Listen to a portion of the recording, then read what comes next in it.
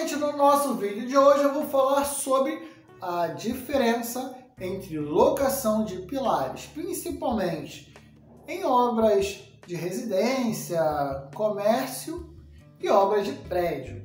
Tem aí os mais variados usos ou até mesmo industrial. Então, se você gosta desse tipo de conteúdo, não marque bobeira, vá. Assista a gente até o final para que você esteja crescendo e se desenvolvendo cada vez mais. E se em algum momento você sentir aquela necessidade de assistir outro vídeo do nosso canal para estar aprendendo de fato, aí sim, considere se inscrever aqui para que você esteja fazendo exatamente isso. Meu nome é Vinícius Ornelas, sou engenheiro civil e espero vocês no nosso conteúdo. Vamos lá, gente, como nós estamos pensando aí numa construção até, vamos dizer assim, 3 pavimentos, se é uma residência, um comércio, por aí vai indo, ou misto, né? Eu posso fazer a locação de pilares de uma maneira mais econômica se eu colocar entre esses pilares a distância entre 3 a 6 metros. Eu consigo ser econômico quando eu faço entre essas faixas. Não menos do que isso, eu vou estar colocando muito mais concreto, questões próximas assim, e nem mais do que isso, porque vai se tornar armaduras muito mais robustas e seções maiores de concreto. Questão de vigamento que eu estou falando.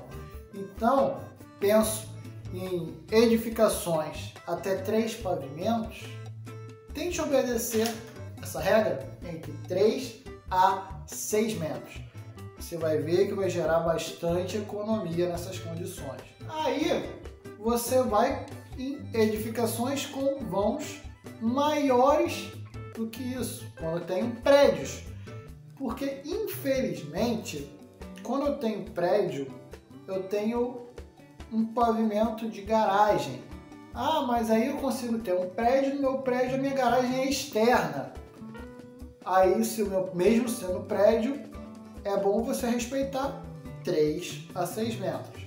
Mas não, eu tenho garagem ali. Aí você vai ter que respeitar a questão da distância das vagas de garagem ou até mesmo questão de passagem de veículos, porque você não vai querer, por causa de um pilar, perder vagas ali. Porque quanto mais pilares você coloca no estacionamento, mais vagas você vai tirando.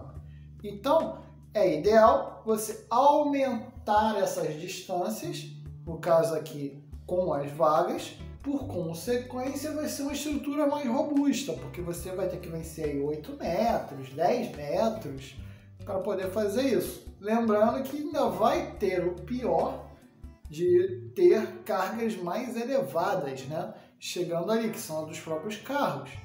Não só cargas permanentes, como também cargas de sobrecarga mesmo, até mesmo cargas móveis acontecendo ali. E tem que ter estruturas mais robustas. Infelizmente, com prédio, não tem como a gente fugir. Mas, se não tiver vagas de garagem, aí você mantém os 3 a 6 metros. Aí, eu resolvi a questão de locação, beleza? Agora vamos ver a questão de direção desse pilar, se ele está colocado assim ou assim, no seu maior direção. Vamos lá. Quando eu estou em edificações aqui até os 3 pavimentos, que eu falei aqui, de usos de modo geral que você tenha, coloque o maior sentido na maior direção de contribuição desse pilar. Então, por exemplo, se eu tiver, sei lá, 5 metros aqui nessa direção e 3 metros nessa direção, se eu colocar o pilar assim, vai ser pouco efetivo nas questões aqui de carregamento desses pilares. Se eu colocar nesse aqui, na direção dos 5, ó, vai ser melhor para efeitos de economia de armaduras e até mesmo dimensão desse pilar. Para essas situações, utilize isso. Só que Quando eu começo a ter a partir de 4 metros, ou seja, começar a ter um prédio, aí a situação muda completamente. Eu não tenho que olhar mais a distância entre pilares, mas eu tenho que ver a geometria do pavimento como um todo, porque eu vou começar a ter uma forte contribuição de carga de vento. E o meu vento, ele pode pegar nas duas direções, ou até mesmo diagonalizado, vamos dizer assim, e gerar bastantes problemas estruturais. Então, eu tenho que botar a maior direção desse meu pilar para a menor dimensão do pavimento. Por quê?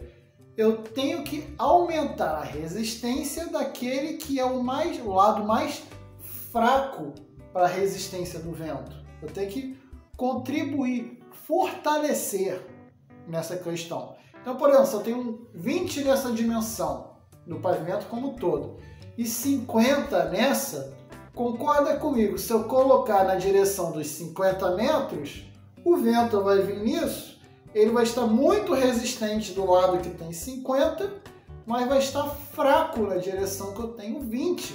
Então, se eu coloco o meu próprio pilar na mesma direção dos 50, eu estou fortalecendo um lado que já é forte e deixando o outro lado mais fraco para essas condições.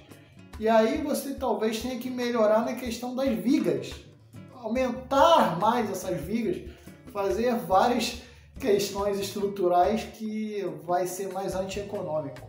Agora, se em vez de eu colocar na direção dos 50, eu coloco na minha direção dos 20, eu estou colocando maior rigidez nessa dimensão, nesse sentido. E aí veja na sua arquitetura pontos que você melhore essa condição, né? Que você consiga botar os pilares no menor sentido do pavimento, que aí você vai ter economia, tá? Isso é bem simples de ser observado. E aí você vai ter dado aquele like aqui para estar ajudando o nosso canal a estar crescendo e se desenvolvendo, mas isso por tabela, porque o ponto principal é ajudar a você mesmo. Quando você dá o like, você simplesmente está me dizendo: Vinícius, gostei desse tipo de conteúdo e quero que você aprofunde cada vez mais. Então, espero que vocês tenham ajudado a si mesmo nessa questão.